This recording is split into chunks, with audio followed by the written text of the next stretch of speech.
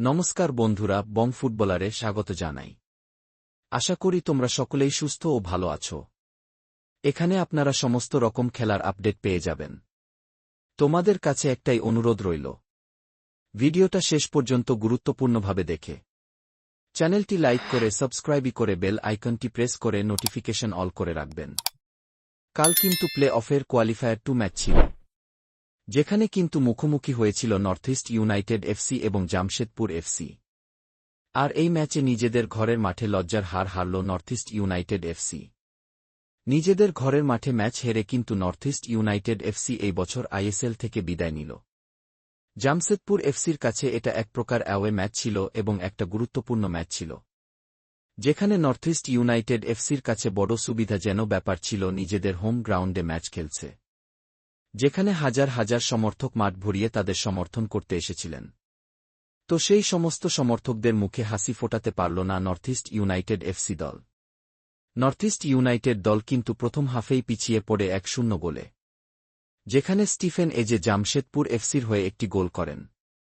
সেই গোলের নিরিখে 1-0 গোলে ফার্স্ট হাফ শেষ হয়। দ্বিতীয় হাফে দেখা গেছে নর্থ ইস্ট ইউনাইটেড এফসি অনেক সুযোগ তৈরি করতে কিন্তু সুযোগ তৈরি করলেও আর দ্বিতীয় হাফে ও গোল আসে না। জামশেদপুর এফসি থেকে নর্থ ইস্ট ইউনাইটেড অনেক বেশি ভালো খেললেও কিন্তু গোল করতে পারেনি।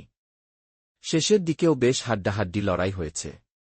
এখানে জামশেদপুর এফসি দলের মোবাশির রহমান 88 মিনিটের রেড কার্ড খায়। তো সে রেড কার্ড খাওয়ার পরে 10 জনে হয়ে যায় জামশেদপুর এফসি।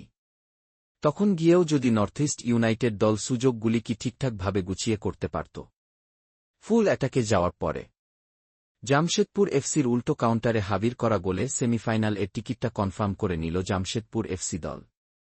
এবং নর্থ ইস্ট ইউনাইটেড তাদের হাজার হাজার সমর্থকদের সামনে খারাপ পারফরম্যান্স করে।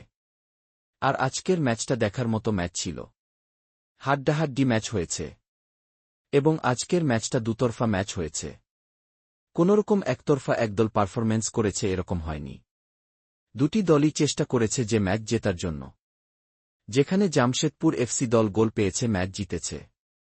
এবং এরকমও মনে হচ্ছে না নর্থ ইস্ট ইউনাইটেড দল তারা ম্যাচটা ছেড়ে দিয়েছে, কোনো রকম সুযোগ তৈরি করছে না।